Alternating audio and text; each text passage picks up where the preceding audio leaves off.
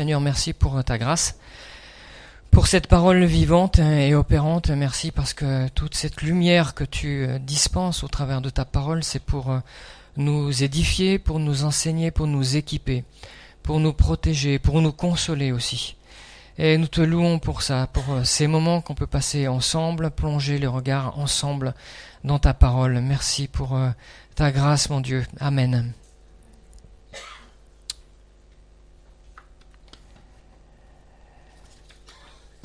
Je vais reprendre, en fait, comme promis, la suite du message que j'ai donné il y a quelques semaines sur le monde. Je vous avais expliqué, je vais faire un bref résumé. En fait, je vais essayer de répondre à deux questions. Donc, la première, c'est quelle est la vision biblique du monde, avec un M majuscule.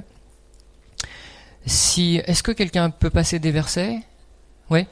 Est-ce que tu peux aller chercher Jacques 1, 27, par exemple, pendant que je continue mon intro? Donc, quelle est la vision biblique du monde, premièrement, et deuxièmement, quelle est la place du chrétien dans le monde? Ça, c'était la partie que j'avais pas pu traiter la deuxième fois, et qui sensibilise les chrétiens de plus en plus. Qu'est-ce que c'est ma place dans le monde? On va essayer de regarder ça. Je vous avais expliqué, juste en quelques minutes, que la définition biblique du monde, c'est d'une part, évidemment, tout ce qui remplit la terre en termes de vie animale, végétale et humaine, et puis c'est l'ensemble de tous les systèmes qui composent la société, le monde. Quand Jésus parle du monde, quand par exemple dans Jacques 1, 27, si vous avez votre Bible, et normalement vous devriez l'avoir, la religion pure et sans tache devant Dieu notre Père consiste à visiter les orphelins et les veuves dans leurs afflictions et à se préserver des souillures du monde. Quand on lit un verset comme ça, on assimile, même si on n'a pas une grande connaissance biblique, on assimile le monde avec souillure. On sait que dans le monde, il y a des choses dont il faut qu'on se méfie, auxquelles il faut qu'on fasse attention. Mais il n'y a pas que des choses négatives. Le monde, c'est aussi l'ensemble des choses qui subsistent par elles-mêmes sans Dieu. Tous les systèmes qui sont dans le monde, qui composent la société et qui n'ont pas besoin de Dieu pour fonctionner. C'est-à-dire, en gros, à peu près tout. Quand je parle des systèmes qui composent la société, il y a un système économique, il y a un système social, il y a un système religieux, il y a un système politique. Tous ces systèmes fonctionnent ensemble. C'est un peu comme le corps.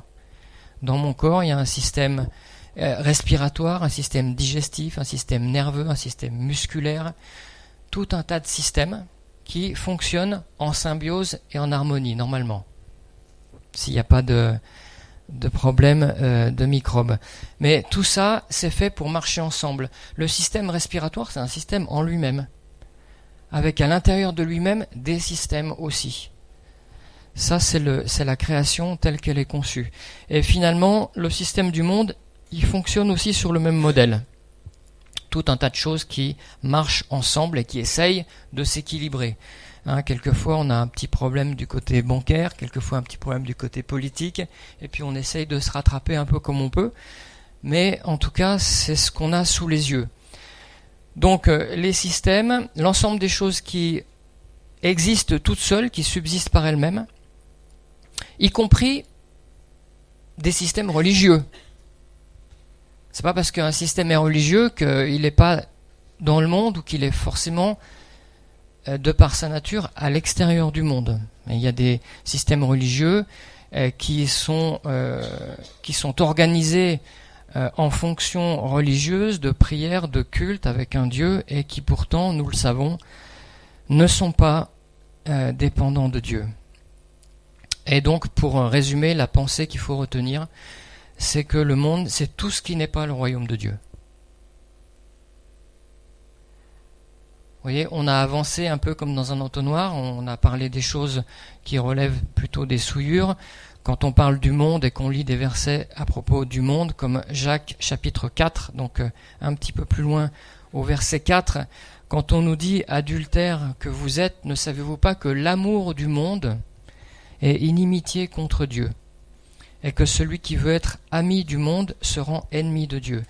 On n'est pas en train de nous dire que il faut pas être ami des souillures, ça on a tous compris qu'il fallait pas être ami des souillures, mais on nous parle d'autres aspects du monde qui sont séduisants et intéressants et qui peuvent nous accaparer. On va prendre 1 Jean, chapitre 2 et verset 15, pour illustrer cette idée force que le monde, c'est tout ce qui n'est pas le royaume de Dieu. C'est très restrictif, hein.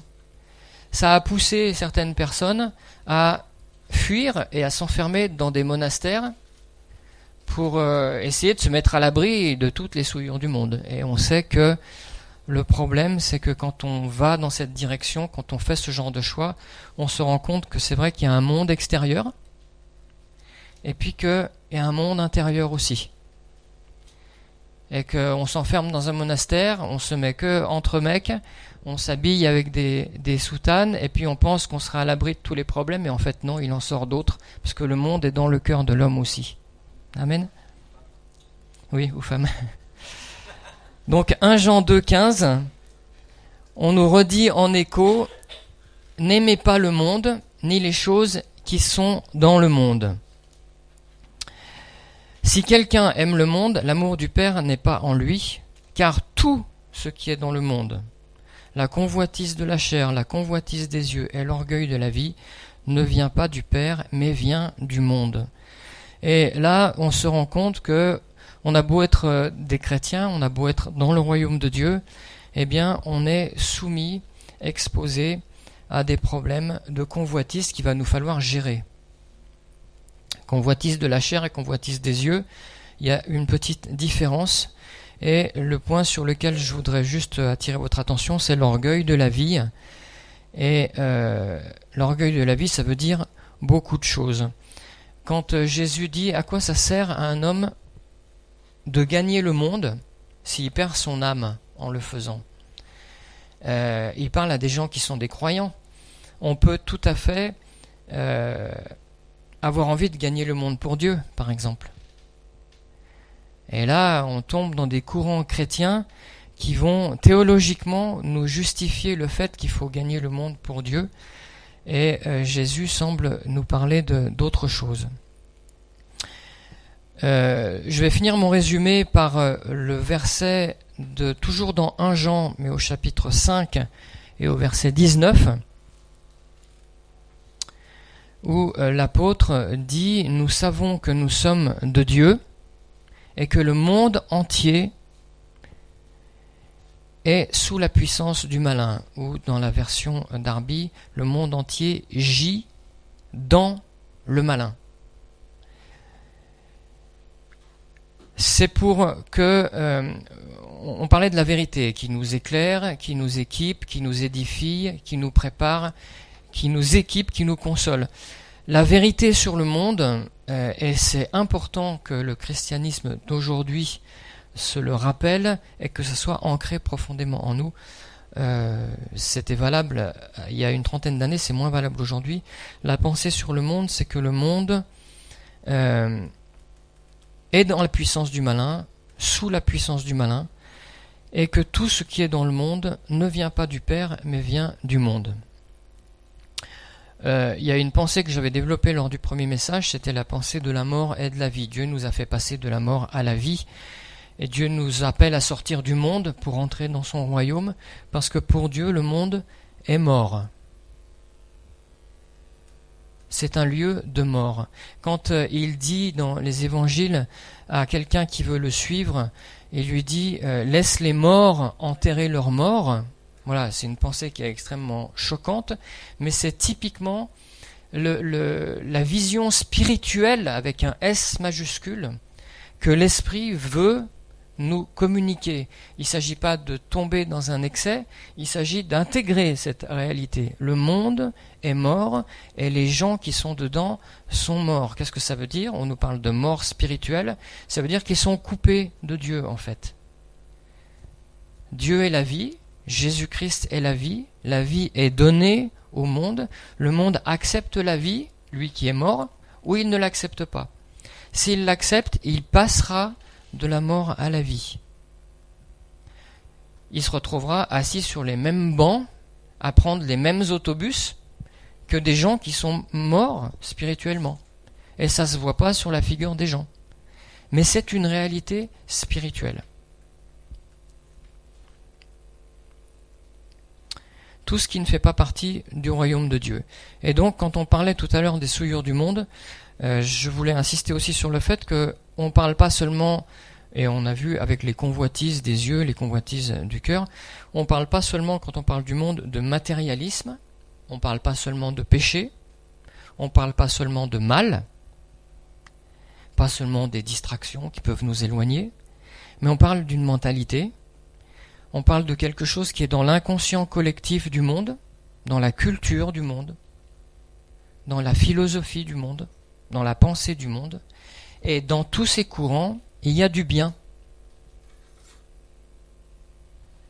Il n'y a pas que du mal dans le monde.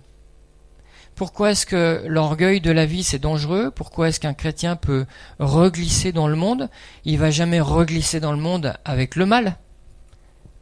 La ficelle est bien trop grosse. On peut glisser dans le monde avec le bien, avec quelque chose dont on pense que ça va nous apporter du positif. Et c'est là où la séduction, elle commence. Et c'est là où c'est important.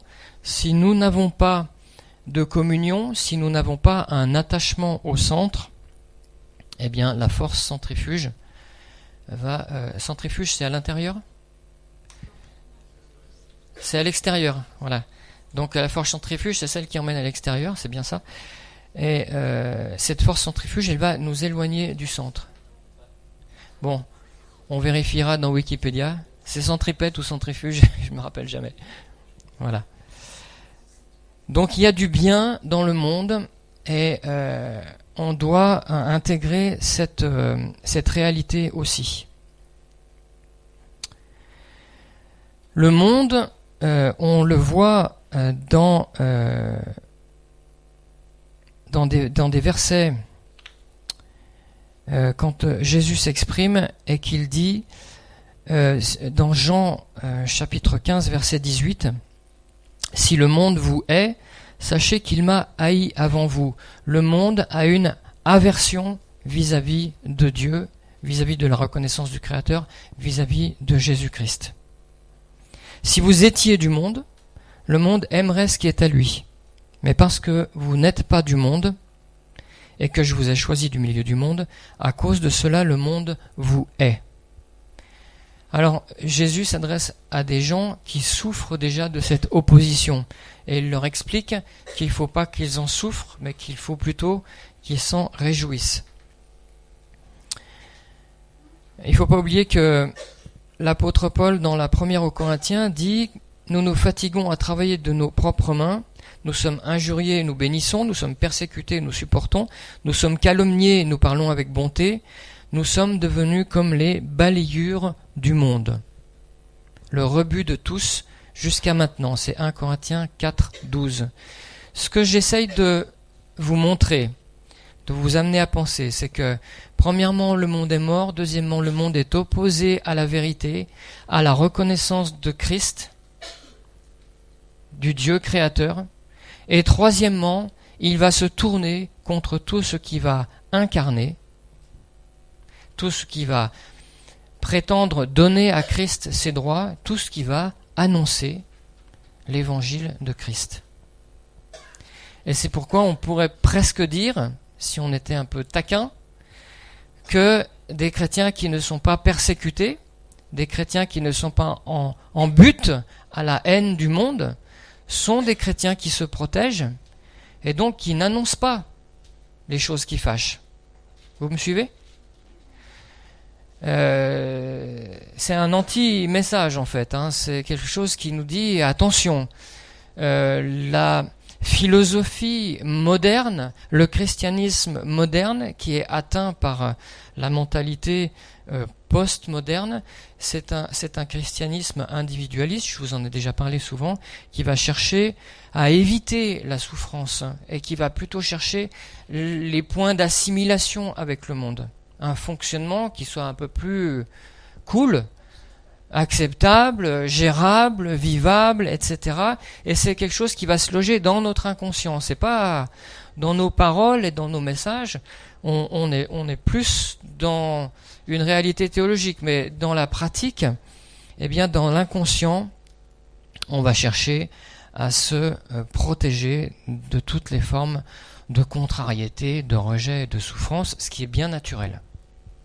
Je jette pas la pierre à cette attitude, elle est normale, elle est naturelle. Mais le Seigneur cherche à nous attirer un peu à l'extérieur. Vous savez, les gens de l'Église originelle, ils avaient de la joie de se retrouver. Il y avait quelque chose de fort et d'intense dans cette Église. Pourquoi ? Parce que quand ils se quittaient, ils ne savaient pas s'ils allaient se revoir. Entre deux saintes scènes, on n'était pas certain. Qui allait finir en prison, qui allait être fouetté, qui allait être lapidé comme Étienne, on ne savait pas.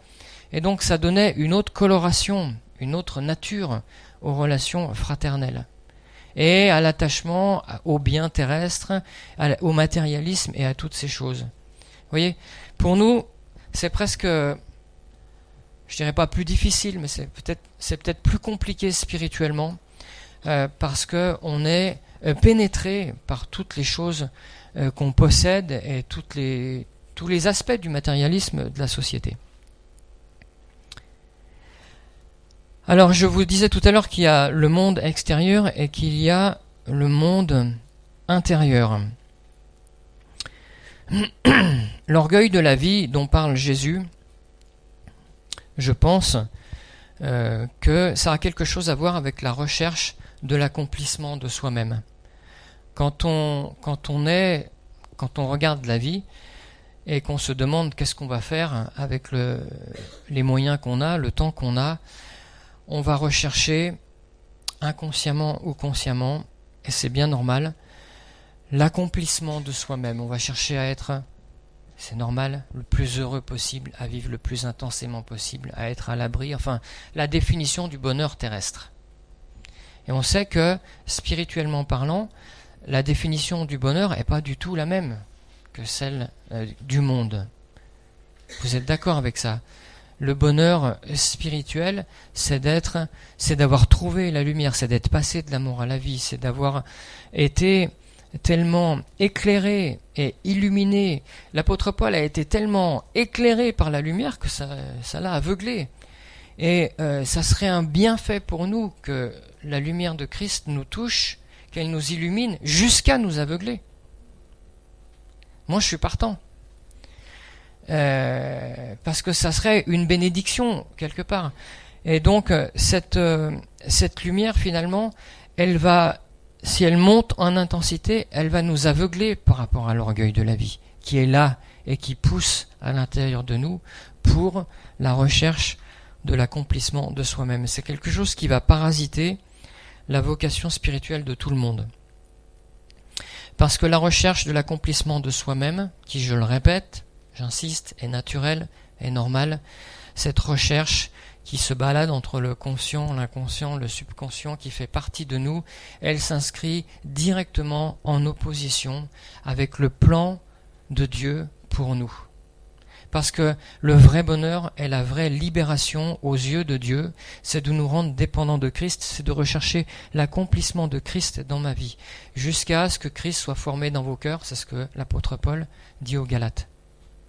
Et la recherche de la formation de Christ dans nos cœurs, elle va se cogner à ma recherche de ma propre formation et de mon propre accomplissement.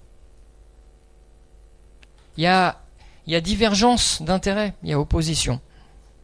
Et c'est là que la notion de mort à soi-même, elle prend toute son importance. Il ne s'agit pas d'intégrer ça dans un discours morbide et névrotique, mais il s'agit de bien comprendre qu'il y a une divergence d'intérêt entre moi, ce que je veux, et ce que Dieu veut pour moi, c'est-à-dire que Christ règne en moi. Amen. La mort à soi-même. Et donc, nous sommes appelés tout au long de notre vie, c'est un processus qui est engagé depuis le début et qui ne s'arrête jamais. Il y a ce verset dans le proverbe que je cite souvent qui dit « Le sentier des justes, c'est comme la lumière resplendissante qui va croissant jusqu'à ce que le plein jour soit établi. » Ça, c'est le désir de Dieu pour ma vie. Et la pleine lumière, elle commence avec l'étoile du matin, elle passe par le soleil de la justice, et puis après, c'est un jour qui s'arrête jamais. Mais pour ça, il va falloir que les ténèbres reculent. Et il va falloir que moi, je sois partie prenante dans ce processus. Amen. Et le but, c'est que Christ apparaisse comme le roi en qui je veux me confier. Et je dis qu'il ne peut pas y avoir d'adoration sans ça.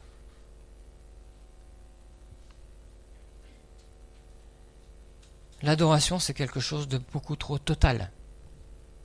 C'est un terme qui est énormément galvaudé aujourd'hui. Louer, d'accord. Adorer, c'est l'entrée de Dieu dans ses droits, dans ma vie. Ça y est. Je sais qu'il est fidèle, je sais que je peux tout lui confier. Je sais que je suis passé par des endroits où il m'a prouvé qu'il était celui qui m'aime et qui prend soin de moi.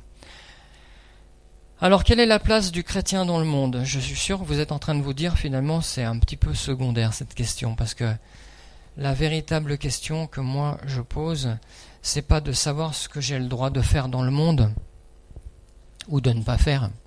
La véritable question, c'est de savoir ce que j'ai le droit de faire pour le royaume de Dieu. Qu'est-ce que c'est mon devoir par rapport au royaume de Dieu? C'est pas une vraie question, ma place dans le monde. Est-ce que j'ai le droit de faire de la politique? Est-ce que je peux faire une carrière sportive et gagner 200 000 euros par mois? Est-ce que c'est compatible avec le christianisme? Est-ce que je peux pratiquer un sport de combat? Est-ce que je peux vendre des cigarettes? Est-ce que je peux... À la limite, que chacun soit conduit dans son propre chemin. Moi, je dis que la véritable question de ma place dans le monde, c'est de savoir de quelle manière j'incarne le royaume de Dieu. Amen. Dans Matthieu 5,14, Jésus dit « Vous êtes la lumière du monde ». C'était des disciples qui étaient... C'est dans le discours aux béatitudes. Hein. C'était au tout début. C'était des disciples qui n'étaient pas super bien formés. Hein. Même à la fin de sa formation, l'apôtre Pierre se débrouille encore pour renier Jésus, donc c'était pas complètement abouti non plus.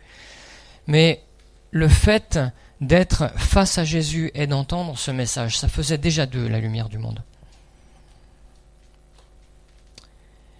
Dans l'épître aux Philippiens, par rapport à cette question de la place du chrétien dans le monde, au chapitre 2 et au verset 14, l'apôtre Paul dit « Faites toutes choses », que ce soit dans le monde ou dans l'Église, que ce soit dans votre boulot ou dans votre famille, faites toutes choses sans murmure ni hésitation, afin que vous soyez irréprochables et purs, des enfants de Dieu irrépréhensibles, au milieu d'une génération perverse et corrompue, c'est-à-dire le monde, parmi laquelle vous brillez comme des flambeaux dans le monde. J'aime beaucoup l'épître aux Philippiens, je trouve qu'elle a beaucoup de choses qui nous intéressent, nous, aujourd'hui, en 2015. Et les Philippiens, vous savez, c'est une église qui a commencé avec une personne. Hein, l'apôtre Paul était là-bas, ils ont rencontré une femme qui était en train de faire je sais plus quoi, qui s'appelait Lydie, marchande de pourpre. Ils lui ont parlé, elle s'est convertie, ils ont fini en prison, le geôlier s'est converti avec toute sa famille et ils sont partis. Et pas longtemps après, il y a une grosse église avec des anciens, avec des gens qui sont établis, tout qui fonctionne. Et l'apôtre Paul leur envoie cette lettre depuis sa captivité de Rome et il les remercie parce que ce sont des gens qui ont voulu manifester leur gratitude et qui ont envoyé un soutien financier pour l'aider dans ses difficultés. Et il leur dit « Vous brillez comme des flambeaux dans le monde ». En partie parce qu'ils ont pris ils ont accepté de porter avec lui une partie du fardeau de l'Évangile. Et l'ennemi nous accuse tellement d'être ce que nous sommes. Et notre conscience nous accuse tellement de ne pas être ce que nous devrions être, qu'on passe notre temps sous l'accusation. Et c'est important de dire aussi voilà, on incarne ça. Nous sommes la lumière du monde, quelquefois sans nous en rendre compte, et c'est mieux de ne pas s'en rendre compte, parce que sinon ils auraient tous des lunettes de soleil autour de nous.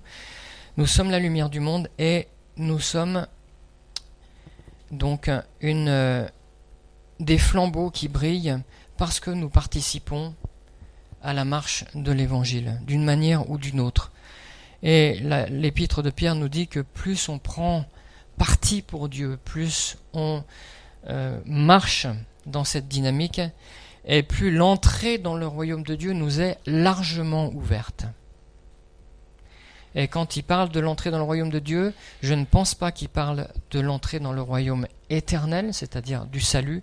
Je crois qu'il parle du royaume de Dieu sur terre, de la dynamique pendant notre vivant, où nous pouvons marcher. Vous avez dû faire cette expérience à certaines époques, à certaines périodes de votre vie, dans un chemin où il y a une puissance qui vous porte, où il y a une largesse, où il y a une hauteur de lumière, où il y a une force, une intensité spirituelle, et puis des moments, comme c'était dit tout à l'heure dans une prière, où c'est le brouillard, où il y a la nuit, et où on se sent seul dans un tunnel qui a l'air fermé des deux côtés.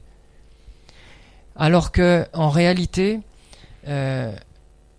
nous sommes toujours dans la main de Dieu, mais ça vous le savez puisque vous l'avez confessé tout à l'heure.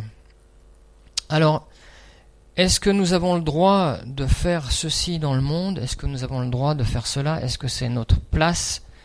Est-ce qu'on peut se sentir légitime? L'évangile de Jean dans son prologue dit « Il vous a donné le droit de devenir des enfants de Dieu ». Notre place dans le monde, je veux dire, on peut presque l'abandonner entre les mains de Dieu. Si moi, je me tiens à ma place dans sa maison, alors je sais que ma place dans le monde, j'aurai pas à m'en préoccuper. Si moi, je tiens ma place devant lui, Élie, le prophète, il dit toujours « L'Éternel devant qui je me tiens est vivant ». L'Éternel devant qui je me tiens est vivant. On ne peut pas se tenir devant l'Éternel et être ballotté à tout vent de doctrine. C'est cette proximité qui va être notre sécurité et notre assurance. Alors, je vais finir avec la première partie de Philippiens. On a lu 2.12, c'est ce que Gabriel avait affiché. 2.14, pardon. Mais dans 2.12, il dit, à ces mêmes Philippiens, donc la phrase d'avant, « Mais bien-aimés, travaillez à votre salut avec crainte et tremblement, non seulement comme en ma présence, mais bien plus encore maintenant que je suis absent, car c'est Dieu qui produit en vous le vouloir et le faire selon son bon plaisir. » Travaillez à votre salut avec crainte et tremblement. Encore une fois, je pense qu'on nous parle ici d'un salut, d'une marche terrestre, dans un salut terrestre. Sinon, ça voudrait dire que plus on bosse, et mieux on est sauvé. Et ça, c'est pas tout à fait, c'est pas théologiquement compatible. En revanche, l'implication que j'ai par rapport à la présence de Dieu, à la foi et à l'Évangile, va ouvrir un chemin et une relation et une communion avec Dieu qui va être plus grande. Je résume donc ce message. Qu'est-ce que le monde pour la Bible? Le résumé, c'est que le monde est mort et que Dieu, qui a tant aimé le monde, qu'il a donné son Fils, ne considère pas que ce monde qui est mort est bon pour le rebut sans s'en occuper.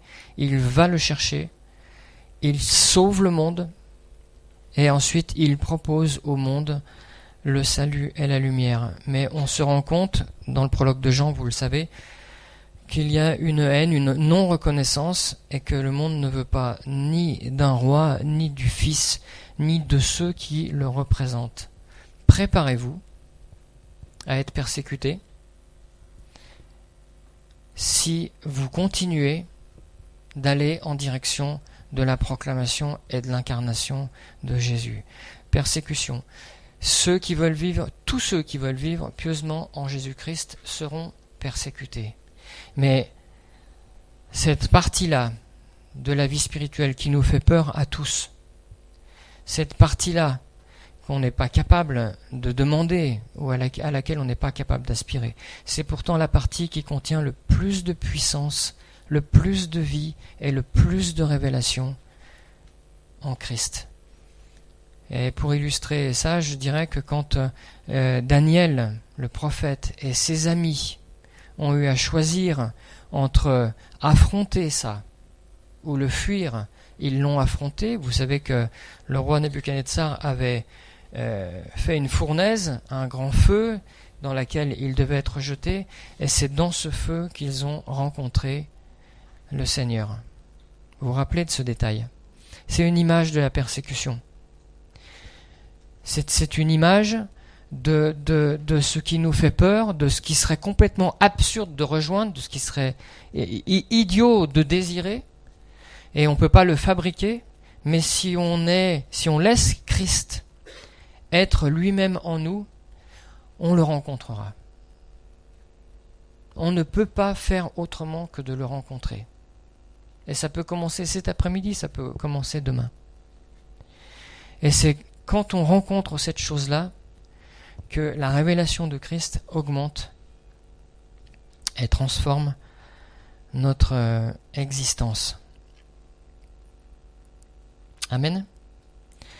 Alors, juste encore une pensée par rapport à la place du chrétien dans le monde.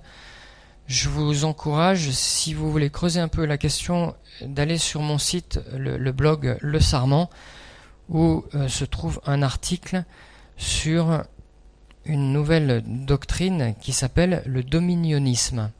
Le dominionisme, c'est une doctrine chrétienne qui enseigne que la place du chrétien, c'est dans le monde, d'intégrer le monde, évidemment, de partir à la conquête du monde pour gouverner le monde et pour améliorer le monde. Il y a d'autres choses, là je vous donne l'essentiel. Mais si il y avait cette révélation de la mort du monde et de l'aversion du monde, on aurait beaucoup de difficultés à tenir cette théorie jusqu'au bout. Alors voilà, je vous encourage, si la chose vous intéresse, à creuser cette question au moyen de cet article. Amen. Seigneur, merci pour ta parole qui nous équipe et qui nous éclaire, et Seigneur, qui nous encourage aussi. Merci, nous voulons, Seigneur, être dans ce monde comme les lumières que tu veux qu'on soit, grâce à ta présence dans nos vies. Grâce, Seigneur mon Dieu, à ton règne dans nos vies, que ton règne vienne, et que ta volonté soit faite, Seigneur, dans notre existence, dans nos vies, jusqu'à l'extérieur. Et fais de nous, mon Dieu, des personnes qui incarnent cette joie et cette paix de t'appartenir, mon Dieu. Et, Seigneur, de proposer, d'apporter au monde justement ce qui lui manque le plus cruellement, c'est-à-dire cette paix, cette assurance. On sent autour de nous toute cette inquiétude, ces alarmes et cette peur qui grandit partout. Et mon Dieu, nous voulons, oui, proclamer que tu es le Seigneur de nos vies et que tu es notre paix, que tu es notre bouclier, que tu es notre protection. Amen. Au nom de Jésus.